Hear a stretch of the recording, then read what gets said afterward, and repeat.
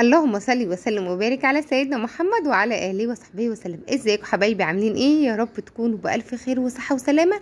النهارده بقى روتين شغل النهارده، فتعالوا نشوف النهارده هنعمل ايه ويومنا ماشي ازاي. وصباحكم عسل وقمر وفل وياسمين ورزق من عند الرحمن. فتعالوا نشوف النهارده هنعمل ايه ويومنا ماشي ازاي وروتيننا ايه في الشغل النهارده، وعندنا اوردرات ايه النهارده. نسمي كده الله ونصلي على رسول الله. اللهم صل وسلم وبارك عليك يا حبيبي يا رسول الله. وتعالوا نشوف النهارده هنعمل ايه. انا معايا النهارده اصغر صينيه مستطيله، بس انا بجيبها من صاج، فالصاج ده بيكون 32 في 47، فصاج كبير شويه، فممكن باخدها ازيد شويه، يعني باخدها الحقيقه خدتها 20 في 25. هي الصينيه دي بتكون 18 في 25 تقريبا، وفي صواني بتختلف عن صواني بسنتي باقل من سنتي، حاجات كلها دي بتبقى بسيطه، يعني كله بيبقى شكله بعضه في الاخر. تمام. المهم يا ولاد، فانا اخدتها مقاس 20 في 25، زودتها شويه، قلت يلا يا بت زوديها شويه كده والدنيا تبقى تمام. بس حقيقه التورتيه دي مش عارفه ان كان السعر اللي انا هقول لكم عليه اخر الفيديو قليل عليها ولا لا، بس تابع معايا الفيديو الاخر، وانتوا اكيد عندكم خبره اكتر مني كمان بكتير، فهتقولوا لي بالتورتيه بالعلو ده، لان ما شاء الله كان الصاج طالع عالي جدا، وكان ديسك الكيك طالع عالي قوي. فاما خلصت التورتيه انبهرت من علوها ولقيتها عاليه قوي قوي وحلوه جدا. تعالوا نشوف النهارده هنعمل ايه ونكمل الفيديو. المهم ان اتصلت بيا العميله واختارت المقاس ده، واختارت معايا تورتايه، وانا ما بكون يعني اختارت، يعني حد كان عايز حاجه معينه، يعني عايز بقى نظام ورد، تكتبي لي كلمه في النص، جناش شوكولاته، عايزه كلها شوكولاته، فده كانت طلبات العميل. عايزه بس نظام اطار ورد كده وتكتب الكلمه في النص، والعبي بقى براحتك يا ام كريم، عايزاها كلها شوكولاته في شوكولاته. ما كانتش طالبه حشو معين، بس انا حطيت، كان عندي اخر شويه نوتيلا، فحطيت شويه نوتيلا كده على البتاع. الكريمه بتاعتي ما شاء الله كنت مطعماها بالجناش وحاطه لها كاكاو، وكانت طعمها حلو جدا جدا جدا. كريمه هايبر مش اسوأ حاجه ولا اي حاجه، لان احنا ما بنحط لها لبن بودر، بنحط لها باستري. الكريمه ديت ما بتفرقهاش عن ريتش في اي حاجه، او بتكون دسمه ذات نفسها زي ريتش، وبيكون طعمها حلو قوي بعد الاضافات اللي احنا بنضيفها لها، وبتكون حلوه جدا. فهي مش كريمه سيئه، لا، في الاقل منها. فانا بجد بحب طعمها، وبتكون طعمها حلو جدا. وعلشان كريم الكريمه كمان تكون معايا مطوله معايا فتره كبيره، فانا بضرب كل كوبايه كريمه على كوبايه ونص من الميه. واوقات كمان في الطرط دي اللي بتكون انا مستعجله فيها وهطلعها في نفس اليوم، بكون ضربها على كوبايه وربع بس من الميه، يعني بقلل كميه الميه. الكل كوبايه كريمه كوبايه وربع من الميه، علشان تكون التورتيه متماسكه معايا في الحر اللي احنا فيه ده. عشان انتوا شايفين ديسكات كلها حطيتها فوق بعضها، لكن قبل ما اجلس الكيك لازم اعمل الخطوه المعتاده، اللي انا لازم يعني كل ديسك محطوط، انا متاكده اللي هو محطوط في مكانه، وكل ديسك محطوط فوق التاني، بس لازم بس كده امشي بالسكينه كده بالسكينه بتاعتي على التورته من الاربع جوانب، علشان بعد كده ما تطلعليش حته كيك طلعت كده، حته كيك طلعت كده، وده بيخلي الفينش معايا في الاخر فينش حلو. يعني ده بيفرق كده، ان ما يكونش حته مايله او حته طالعه كده او حته تضايق في التجليس، وبيخلي التجليس معاكي سلس وحلو جدا. شوفوا، طول ما انا بعمل حاجه تانية غير اني بجلس الكيك، الكريمه في التلاجة، ما بعملش اكتر من كده. وبعد كده بطلعها اضربيها ضربه سريعه كده بالاسباتيولا. انا عامل كيك معاكي. انا ما كنت شغاله في التورتيه دي بس، لا، كنت شغاله كمان في تورتيه ميني، كانت زي ما انتم شايفين كده. فانا كنت هنا بعمل برضو الطبقات بتاعه الكيك بتاعي، وهسيبها زي ما هي كده في قلب الاطار، وهدخلها كمان الفريزر. سبت دي ترتاح شويه في الفريزر بس كده، وهي عشان الحشو بتاعي يتماسك، لان الجو ساقعه جدا. بس برضو ما ادتلهاش كريم كود ولا اي حاجه، لا، سبتها زي ما هي كده محطوطه، بس الثلاث طبقات فوق بعض، وحطيتها في قلب التلاجة ترتاح شويه. عما انا حطيت طبقات الكيك، طبقات الكيك طبقات التورتيه الصغيره التانية معايا فوق بعضها، وبرضو دخلتها بالكادر كده زي ما انتم شايفين التلاجة ترتاح. تمام. وطلعت دي بقى، بدات اشتغل فيها زي ما انتم شايفين كده. انتم ملاحظين حاجه في الفيديو جديده؟ ملاحظينها؟ ايوه، اسكرابر جديده سلستين، كنت في شربين وجبت الاسكرابر دي، وطلعت تحفه. هي مش كبيره او مش صغيره قوي، بس حلوه جدا، بتشيل كميه من الكريمه كبيره، وبقدر اجلس فيها كميه كبيره جدا من الكيك. وانا ما عملتش الكريم كود عادي، انا كسلت الحق اعمله، يعني قلت مش مشكله، انا هشتغل على طول. فانا اصلا بشتغل بالطريقه اللي انتم شايفينها دي، اني بسحب كميه من الكريمه واسحبها على الكيك، واخليها كميه محترمه، فما بطلعش يطلعش فتافيت على وش الكيك ولا اي حاجه، وانا ايدي واخده على كده والحمد لله. لو ايدك مش واخده على كده يبقى ايه، اعملي طبقه خفيفه من الكريمه لمي بيها الفتافيت عشان ما يطلعلكيش على وش الكيك. لو انتي ما بتعرفيش يعني تتغلبي على الحته دي، او تعرفي انك تعملي الكيك وما يكونش فيها اي فتافيت زي ما انتم شايفين بالشكل ده، فالاحسن انك تلمي كده بطبقه خفيفه كده من الكريمه وتدخليها التلاجة تشمع شويه وترجعي تعملي الطبقه الاساسيه اللي معاكي. انا هسحب بقى اي كريمه زايده من على قلب الكيك واجلسها ناعم جدا، وزي ما انتم شايفين كده اي بقى حته عاليه حته واطيه، وبعد كده هنشتغل بالسكريبر المشط. لكم حاجه في الشغله دي ترتيب الافكار حاجه مهمه جدا. يعني لما تكوني حد شغاله وتكوني مرتبه افكارك حاجه مهمه جدا، لكن الاوردرات اللي بتيجي سريعه مش هتضيف لك حاجه غير انك تكوني ملبوخه، وانك تكوني مش عارفه كل الحاجه عندك ولا لا، وانك تكوني كل طلبات الاوردر مش مطلوب ولا لا، وما بيضيفلكيش حاجه. انا عايزه اقول لك ان اليوم ده الاوردر ده ما شاء الله كان قرفته حلوه جدا وكان مطلوب مني، وانا كنت مجهزه له من قبلها بيوم، وكنت عارفه هعمل ايه وهشتغل بايه، واتفقت انا والعميله، وهي اصلا كانت عامله مريحه والدنيا كانت تمام وزي الفل. جالي اوردر كمان في يومها بعد ما عملت الشغل ده، واليوم ده كان كمان العميله طالبه مع التورتيه الميني ده كل ده كان رايح في حته واحده بس، طالبه مع التورتيه الميني والتورتيه الكبيره دي كمان دونت. فعملت كمان النهارده خبزت دونت وعجنت دونت عشان اطلع لها الكميه اللي هي محتاجاها، وبقيه الكميه عرضتها للبيع فوري. تمام، انا عملت بس نص كيلو دقيق فطلعت الباقي فوري. المهم بقى الطلب مني كمان طلب قمت عملته باستعجال وباستهتار، فالطلب اللي بيتعمل كده مش هيضيف لك حاجه، مش هيجيب لك زبون تاني. لا، ما تتسرعيش في طلب الاوردرات، هو قلته احسن. يعني لما تكوني انت مش محدده انت هتعملي ايه في اليوم ده، يكون الطلب السريع اللي هيتعمل بتهاون وهيتعمل باستعجال ومش هتطلعي فيه احسن حاجه عندك، يبقى قلته احسن. فانا جاي اقول لك النهارده معلومه، ما تاخديش اكتر من حاجه اللي هتعمليها في اليوم، ما تقليش على نفسك. مش اسمها ان انت برم وهتعملي اكبر كميه طرط في اليوم، لا، هي بتتأسف كده، تتقاس انك ما تتعبيش نفسك، ما تهلكيش صحتك، ما تهلكيش ما تخليكيش على طول. شوفوا انا بحس ان انا لما بتضغط ببقى متنرفزه، انا مش عارفه كل الناس زيي ولا لا، بس انا لما بتضغط بتنرفز على العيال، بتنرفز على اي حد يكلمني، خلاص ما بقاش طايقه منه كلمه، ببقى مركزه في حاجه واحده بس. ما هو احنا بني ادمين، مش معقول هتجيبي تركيز للعيال وللبيت للتورتيه اللي جايلك بسرعه، او دسه الجاتوه اللي جايلك على غفله وهتلاقيكي مركزه مع كل دول. لا، هتلاقي حاجات وقعت منك او هتطلعي شغل انت ما انتش راضيه عنه 100%. فالاوردر اللي يكون بالشكل ده قلته احسن. ساعتها تقولي للعميل لا مش هاخد اوردر في نفس اليوم، وانا نظامي في الشغل ان لازم الاوردرات تطلب على الاقل قبلها بيوم واحد، يعني لو مش قبلها بيومين 3 يبقى على الاقل قبلها بيوم واحد.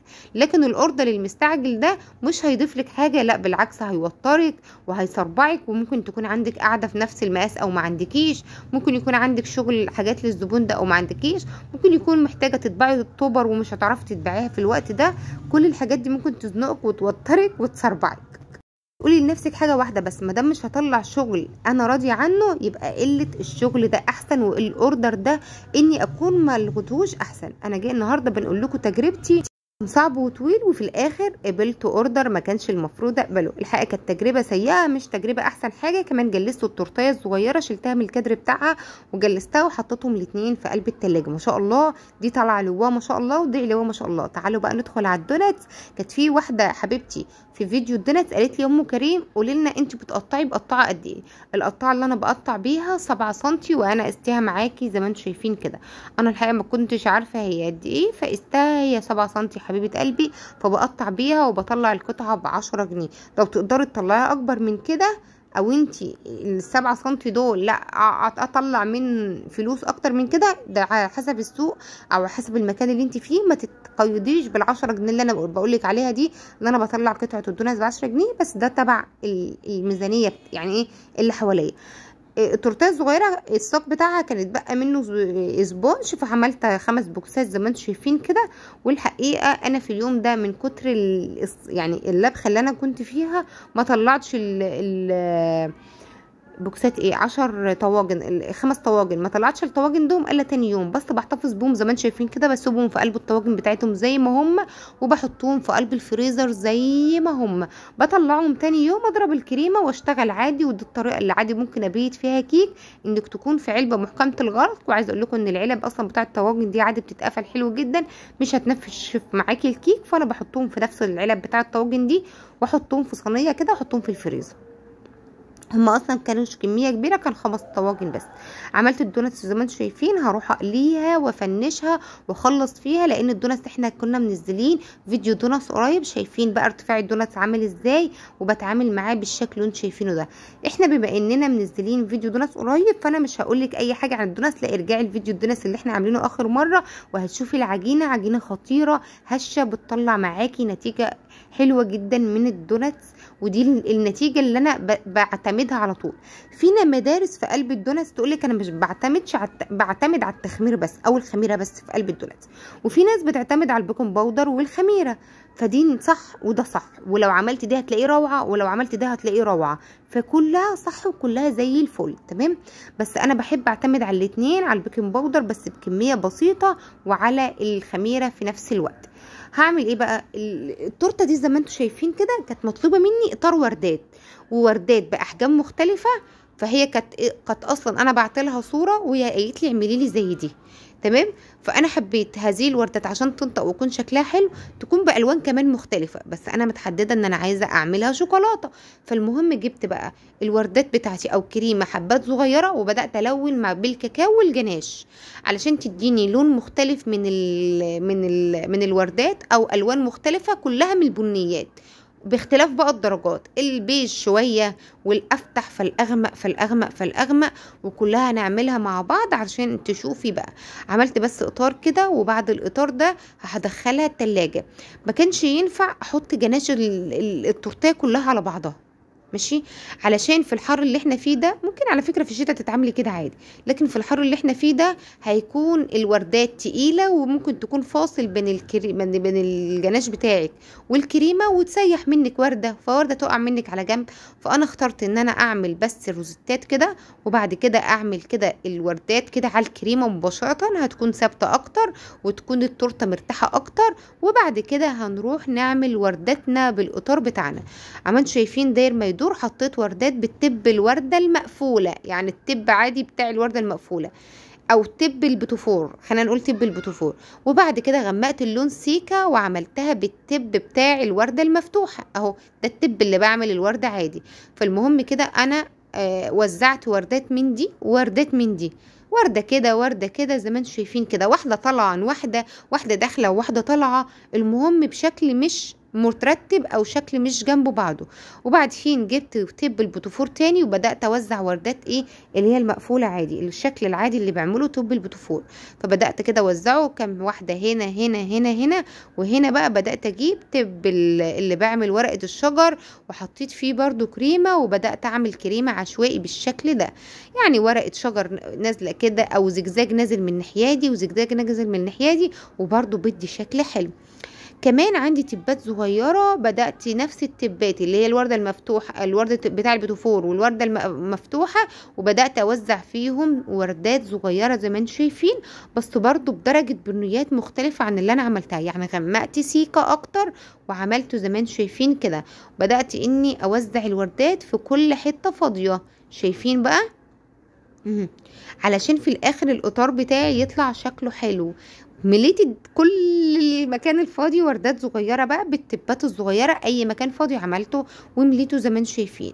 حطيت الشوكولاته وبدات اني اوزع الشوكولاته زي ما انتم شايفين، هميلها بالراحه، والمكان اللي موصلوش او في حته مثلا بين وردتين موصلهاش شوكولاته او كده، هبدا اعملها بالكيس اللي انا عادي منزله بيه الدريبات، واجيب المكان ده من غير ما يغطس ولا ورده معايا، وبالراحه، وهتلاقيها جت معاكي، والجناش بتاعك يكون سلس كده، وهتلاقي الدنيا تمام. وبلاش يكون سخن، الجو اصلا حر، فالجناش عادي بدرجه حراره المطبخ العاديه.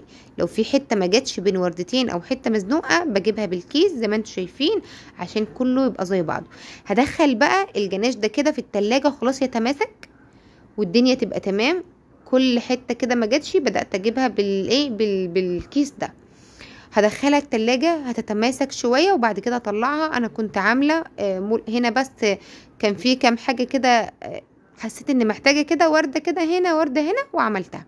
هدخل دي بقى التلاجة تتمسك شويه. وبعد كده انا كنت عامله اسم الاسم والهابي بيرث داي بالمولد بتاع الحروف عادي، وعامله له الحروف بتاعته. فانا هطلعه وابدا هتعامل بقى مع التورته الصغيره بنفس الحكايه. هنعمل هقسمها، هي كانت مطلوبه ان هي تقسيمات 4 تقسيمات كده، فهعملها انا جنب الكريمه وجنبي الاكياس محطوطه كده، يعني محطوط فيها الكريمة، فقلت استغلها قبل ما تفرغ او قبل ما تقعد وقت او يحصل لها حاجة. فهبدأ كده اعمل الشكل المعتاد. هي اصلا كانت طالبة الشكل التاني ده، كانت شايفاه انا مكرراه عندي كم مرة، فقالت لي انا عايزة نفس الشكل ده. عملتها بالتب الصغير. عايزة اقول لكم ان التبات دي برضو انا جايباها مع الاسباتيولا، وحلوة جدا في التورت الميني دي، حلوة قوي قوي قوي قوي. كنت عايزه كمان اعمل اطار من تحت، ورجعت قلت هو انا ما نزلتش لسه بالجناش. هو اكتر حاجه بتسيل في الطرز زي دي هي الجناش مش الصوصات.